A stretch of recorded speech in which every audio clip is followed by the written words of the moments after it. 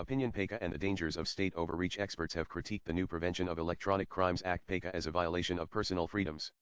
However, what they fail to recognize is that this law also silences those calling on the state to fulfill its constitutional duties. It is frequently asserted that Pakistan's internal challenges will remain unresolved until the country improves its domestic conditions and decisively defeats its internal enemies. This straightforward statement, while simple in theory, is much more complex when it comes to execution. The central question that arises is who will implement this. According to the Constitution, legislative bodies are tasked with creating the framework that allows the state's governance to function.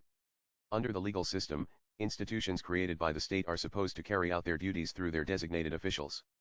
On paper, this is a practical and standard principle, yet it is effective only in states that do not assume responsibility for repairing the beliefs and ideologies of their citizens. Many would quickly ask, what, then, is the role of the state? The answer is straightforward. The state's responsibility is in matters concerning public welfare, ranging from public health to ethical governance.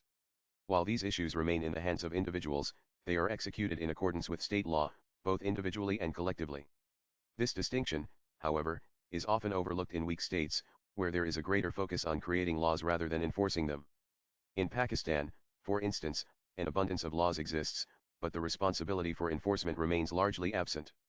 Enforcement and interpretation of laws are often left to powerful institutions or, in some cases, militant groups. Take the example of blasphemy laws. Historically, these laws were designed to prevent the sacred figures and beliefs of different faiths from being publicly defiled. Looking beyond the framework of Pakistani historiography, these laws were not intended to target any particular religious group, nor was division a goal of the British colonial administration. Instead, the colonial authorities sought to protect the diverse religious populations from religious conflict.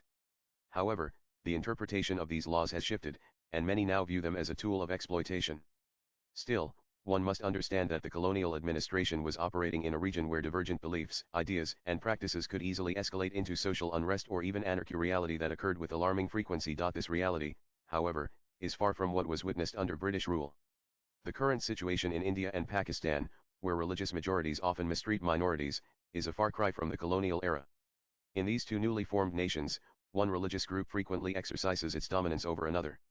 In such a context, states appear either biased or passive, unwilling to take decisive action. The state of Pakistan, when it comes to protecting its religious minorities from majority oppression, has failed to take any meaningful legislative action. Instead, the constitutional framework now allows for the creation of laws that suppress the very voices advocating for justice. Experts have critiqued the new PECA Prevention of Electronic Crimes Act law as a violation of personal freedoms. However, what they fail to recognize is that this law does not just curb individual freedom, it also silences those calling on the state to fulfill its constitutional duties. The misuse of Pakistan's blasphemy laws has inflicted immense suffering on thousands of citizens, and the state's failure to act is glaring. In the past year alone, nearly 500 young people have lost their lives due to the exploitation of legal loopholes by opportunistic extremists. When these individuals are convicted in lower courts, often under severe external pressure, they may face years before their appeals are heard, and by then, they are often dead, victims of vigilante justice or even clerical exploitation. At this point, the state is conspicuously silent, with its governance structures paralyzed by inertia. But when voices are raised in protest, it is highly likely that the new PECA law will stifle them further.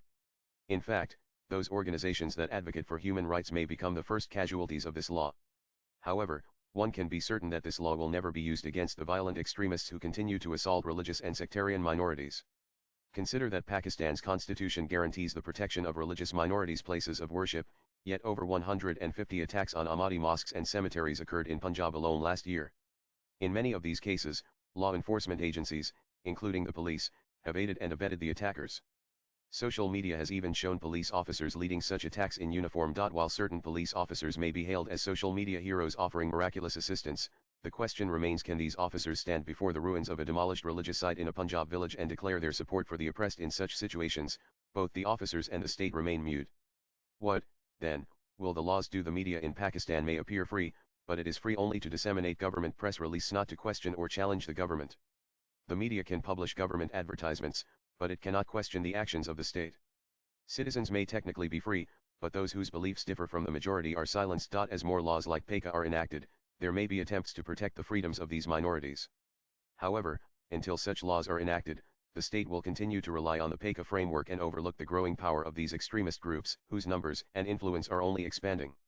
May we hope that this reality changes, but the signs are not promising. The author is a seasoned research journalist, author, and writer with extensive experience in media. Currently associated with Hum News TV, he has built a reputation for his in-depth analysis. Views expressed in the above piece are personal and solely those of the author. They do not necessarily reflect News 18's views. Nan.